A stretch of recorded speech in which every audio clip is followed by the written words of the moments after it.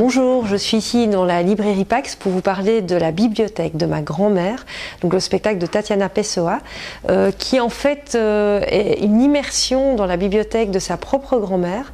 Donc sa grand-mère a vécu presque 100 ans, avait une passion pour les livres et Tatiana, au décès de celle-ci en 2017, a hérité de sa bibliothèque et a mené toute une enquête sur son rapport à la littérature, son rapport aux ouvrages. Et ce qui est d'assez passionnant, c'est que sa grand-mère écrivait dans les livres, avait un rapport très intime à ses ouvrages, et donc on apprend qui était cette femme à travers tout le rapport à la littérature. Donc ici je ne vais pas vous parler de tous les livres qui sont abordés dans le spectacle, mais plutôt de quelques sources d'inspiration et de livres qui ont nourri le spectacle. Donc vu qu'il s'agit donc de la bibliothèque d'une dame décédée, on a évidemment été chercher Au bonheur des morts de Vinciane Després, donc sous-titré Récit de ceux qui restent, et donc c'est tout le rapport à la disparition, à comment gérer le deuil, mais de manière assez joyeuse, enlevée. Il y a quelque chose de très beau, avec même humour, sur des témoignages de relations qu'on peut avoir avec ces morts. Et ce spectacle de la bibliothèque rentre complètement dans cette logique de faire confiance à nos morts et de faire en sorte qu'ils soient encore présents, mais qu'on s'approprie donc cette disparition. Donc Au bonheur des morts est vraiment un très très bel ouvrage qu'il est toujours très intéressant à feuilleter, découvrir, voilà, sur la générosité, sur le rapport à l'être humain en général. Alors Tatiana Pessoa est liée à la famille de Fernando Pessoa, donc c'est son aïeul, qui est évidemment présent dans le spectacle. Donc on se doit de mettre en avant les ouvrages de Fernando Pessoa. Donc c'est un auteur majeur au Portugal et pas que, qui a vraiment une poésie, une écriture très très particulière, très multiple, parce qu'il avait cette particularité d'écrire sous différents pseudonymes. Donc en fait il avait une multitude d'auteurs qu'on croyait différents, et il s'avérait que c'était la même personne.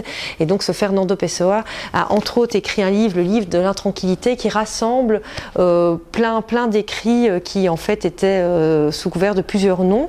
C'est une très très belle traduction, donc je vous invite vraiment à venir voyager à l'intérieur des écrits de Fernando Pessoa, qui avait aussi une vie complètement particulière à l'intérieur du Portugal, et c'est vraiment une grande figure. Alors la grand-mère aussi avait la particularité, outre le fait qu'elle avait 7 enfants, qu'elle a vécu longuement, elle avait la particularité d'avoir vécu et travaillé longuement en Angola.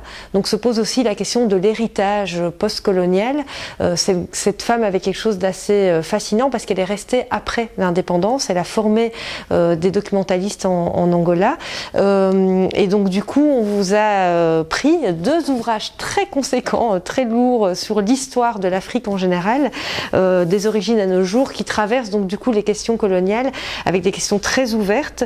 Ce qui est très intéressant ici, c'est qu'on voit le continent dans son ensemble et tout le rapport de domination de l'Europe sur l'Afrique, et qu'on comprend un peu mieux aussi comment ces territoires finalement avaient des fonctionnements et des relations très riches avant, et comment l'Europe, mais ça on le sait, a absolument tout détruit en créant des frontières artificielles, en créant évidemment un pouvoir de domination. Et c'est vraiment voilà, c'est 40 années de recherche. C'est un ouvrage très conséquent, très accessible, qui vaut vraiment la peine d'être feuilleté et parcouru dans le rapport que nous pouvons avoir avec l'Afrique, et du coup aussi le rapport à le monde de l'esclavage.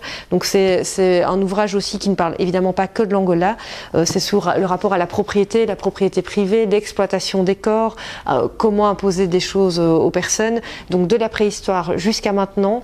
Il y a évidemment un chapitre consacré au café, donc à l'exploitation du café, qui est évidemment très présent en Angola.